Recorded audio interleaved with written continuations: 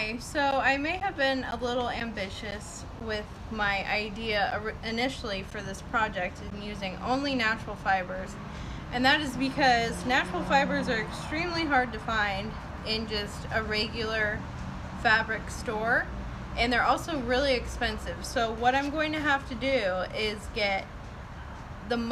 find a fabric that has like the most percentage of the natural fibers, but I'm going to have to use synthetic because it was really hard to find silk. The fabric stores that I went to did not have any silk.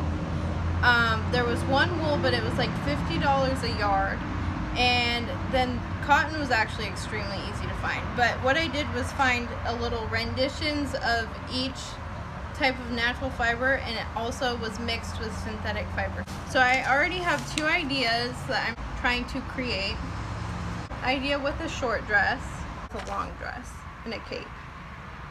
So I think I'm going to go with the long dress. Okay, so I'm at Joann Fabrics and I found cotton, 100% cotton, but that's actually pretty easy to find. But this store does not have 100% wool, so we found a wool felt blend that's 20% wool and 80% rayon. And I'm finding that it's really hard to actually find 100% of the natural fibers.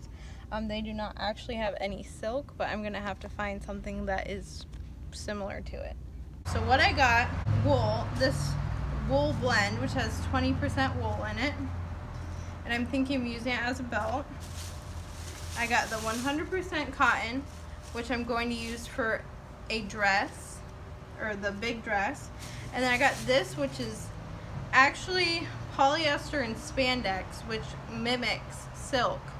So this is the one that I really was not able to find anything like the natural fibers, because silk is really expensive and really hard to find. And then I just got a little belt.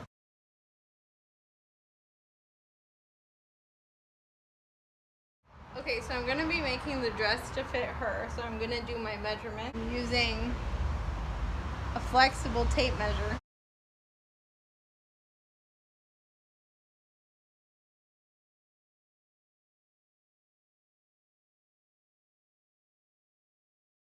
I'm going to do 15 on each side, right?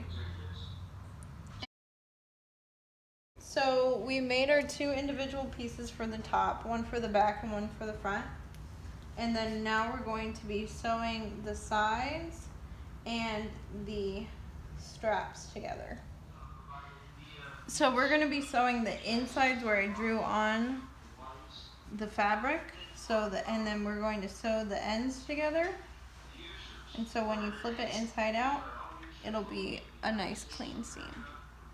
So now I'm going to be sewing the skirt, but we want to pleat it a little so it is a kind of bigger, more dramatic skirt.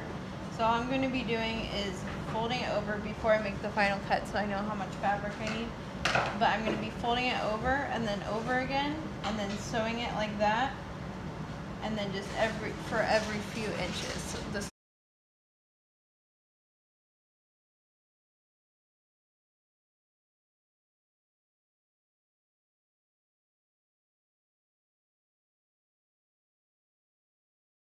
okay, so right now I'm going to be putting on buttons to the back of the dress just so that it'll be easier for her to take it on and off. So here's what the back looks like with the little buttons. So I made the belt and I made it with buttons also, so it also could be taken on and off and to kind of line up with the buttons on the dress. So here we have the end result.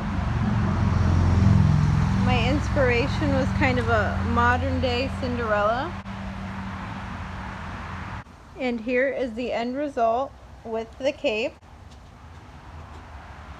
I used the silk duplicate as the cape, the 20% wool for the belt, the 100% cotton for the dress, and then I filled it in. I used a brooch to connect the cape, and that is the end result.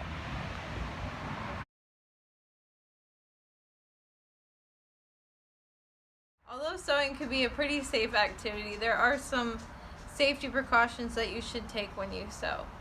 Today I had to use a sewing kit because my sewing machine is actually not working. But using a sewing kit, we did get pricked a few times with the needle. So what you could use is a thimble. Probably for a sewing kit you'd only need a rubbing thimble.